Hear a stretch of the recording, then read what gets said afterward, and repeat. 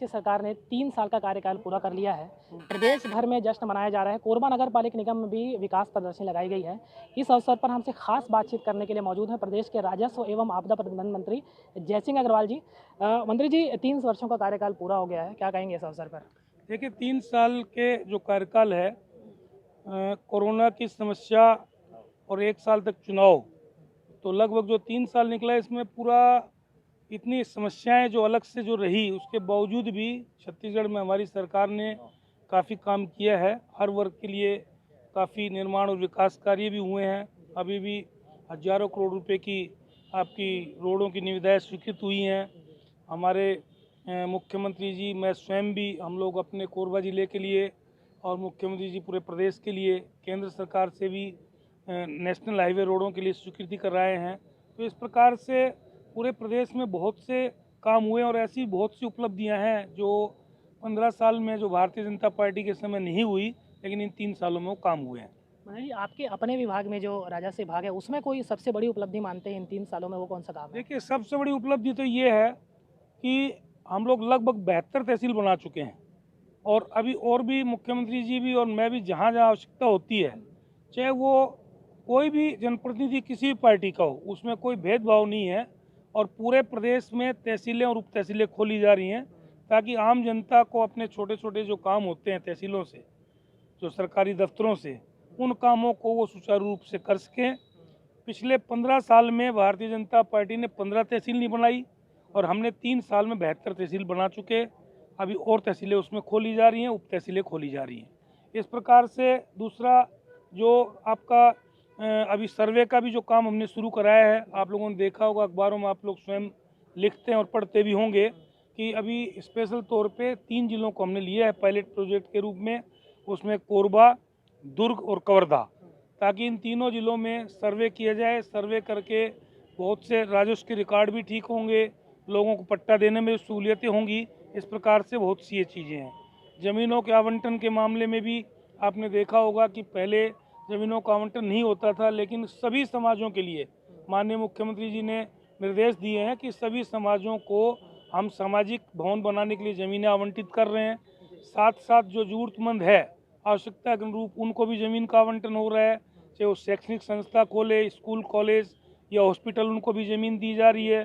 साथ में आपका जो लोग वर्षों से काबिज हैं जिस ज़मीन पे, उस ज़मीन का आपको आवंटन अलग से किया जा रहा है, जो सीधे तौर पे वो भी एक अलग से व्यवस्था बनाई गई है। मंत्री जी, पुनर्वास का जो मामला है, आपका अपना विभाग है, जिले में ही भू विस्थापित आंदोलन कर रहे हैं लंबे समय से, उनकी समस्याओं का समाधान कब होगा? पुनर्वास जो हमारा विभाग है, वो पुनर्वास उसमें नहीं आता है, लेकिन उसके बाद भी हम लोग कोशिश करते रहते हैं कि भू विस्थापितों का आंदोलन है, उसमें भी हम लोग चाहते हैं कि लोगों को पुनर्वास की व्यवस्था, नौकरी की व्यवस्था मिले। आपको अच्छे से मालूम है कि केंद्र में हमारी सरकार थी और केंद्र में हमारी सरकार होते हुए हमारे जो आपके केंद्रीय मंत्री थे, हैं, कोयला मंत्री, उनको भी हमने बिलासपुर में पकड़ लिया था और लोगों की समस्या हल करने के लिए कहा था। तो हम लोग इन सब चीज़ों में कोई भेदभाव नहीं देखते, चाहे कोई भी जनप्रतिनिधि किसी पार्टी का हो, कोई भी अगर काम के लिए आता है तो हमारे प्रयास होता है कि उसका काम प्रायोरिटी में हो। मंत्री जी, इन 3 वर्षों में विपक्ष के तौर पे भाजपा को आप कहाँ देखते हैं? बीच में डॉक्टर रमन सिंह भी कोरबा आए थे, आरोप लगाए थे। देखिए मेरी बात सुनिए, विपक्ष के तौर पे भारतीय जनता पार्टी की हालत बहुत पतली है। आपको मालूम है अच्छे से कि 14 विधायक हैं भारतीय जनता पार्टी के, जो कि कांग्रेस के अब 3 ही विधायक बचे हैं और एक विधायक हमारे साथी अभी जो देवव्रत सिंह जी नहीं रहे, तो 3 विधायक बचे हैं। उनकी क्या स्थिति आप लोग भली बात ही समझते होंगे। इसके साथ साथ 2 बीएसपी के विधायक हैं, लेकिन हम लोग उसके बाद भी वो विपक्ष के विधायक हैं, उनका भी काम हम लोग करते हैं प्रायोरिटी में। कहीं ऐसा नहीं कि भाई विपक्ष का विधायक है तो उसका काम नहीं करें, लेकिन जो जो विपक्ष की बात करेंगे तो विपक्ष काफ़ी कमज़ोर है। और रही बात आपने आरोप की, क्या आरोप लगाया था, मैं नहीं था यहाँ, अगर पूछेंगे तो मैं उसका जवाब दे पाऊंगा, बताइए। वो जो देवू की ज़मीन का जो मामला था, उसमें उन्होंने कहा था कि सबकी नज़र है इसमें। हाँ सीएम से लेकर के आपका नाम का भी जिक्र उन्होंने किया था। हाँ, देखिए नज़र तो पिछली सरकार में उन लोगों की भी रही होगी, मैं नहीं कह सकता, लेकिन मेरी नज़र बिल्कुल है उसमें। मैं उस ज़मीन को किसानों को वापस दिलाना चाहता हूँ। मैंने उसमें लिखित में दिया है, मैंने पहले भी उस दिन स्टेटमेंट दिया था।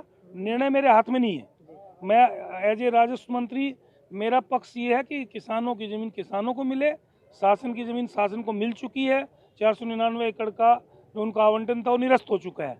उसके बाद मामला कोर्ट में लंबित है। कोर्ट का निर्णय एक अलग चीज़ है। 3 दिन में ही विधानसभा की कार्रवाई को स्थगित करना पड़ा अभी, पहली बार शायद ऐसा हुआ होगा, क्या सोचते हैं? देखिए, काम जो अनुपूरक बजट था या लोगों की जो और भी जो विधेयक थे वो सब पास हो चुके थे। उसके बाद विपक्ष के लोग भी चाहते थे कि अभी ज़्यादा विधानसभा चलाने के मूड में वो लोग भी नहीं थे, हमारे लोग भी, क्योंकि नगरीय निकाय के चुनाव भी चल रहे हैं, सब लोगों की अपने अपने क्षेत्रों में ड्यूटी लगी हुई है और उनका प्रचार प्रसार का कल आखिरी दिन है। अगर आज तक विधानसभा चलाते तो लोगों को प्रचार का मौका किसी पार्टी को नहीं मिलता, वो भी एक मुख्य कारण है।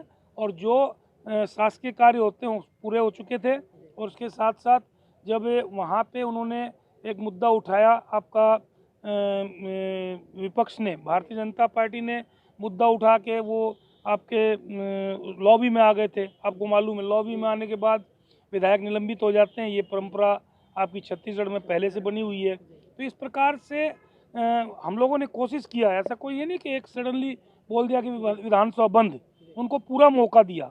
और जब उन्होंने चर्चा शुरू की तो उनको चर्चा करने के लिए आमंत्रित किया तो उस समय वो तैयार नहीं हुए विपक्ष के लोग। वो अपने टाइम चाहते थे, लेकिन उस समय जो समय था 3 बजे का, वो समय मुख्यमंत्री जी के अनुपूरक बजट का समय था, वो पहले से तय था, इसलिए उसको बदलना संभव नहीं था और इसलिए विधानसभा स्थगित हुई। वर्तमान निकाय चुनाव के बारे में कुछ बताना चाहेंगे, किस तरह से नहीं, प्रदर्शन रहेगा? वर्तमान निकाय चुनाव के बारे में मुझे जानकारी नहीं है, क्योंकि मेरे प्रभार क्षेत्र में नहीं है चुनाव। एक खाली वार्ड के पार्षद का है, तो वहाँ उनकी वो काफ़ी स्ट्रॉन्ग स्थिति में है और अच्छे बहुमत के साथ वो हमारा पार्षद प्रत्याशी जीतेगा। शेख गफ्फार जी की मृत्यु के बाद उनके भाई लड़ रहे हैं बिलासपुर में।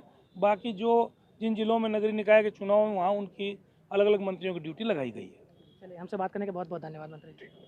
हम बात कर रहे थे प्रदेश के राजस्व एवं आपदा प्रबंधन मंत्री जयसिंह अग्रवाल जी से। सभी सवालों को उन्होंने जवाब दिए बेबाकी से अपने अंदाज में। राजकुमार शाह, ITV भारत, कोरबा।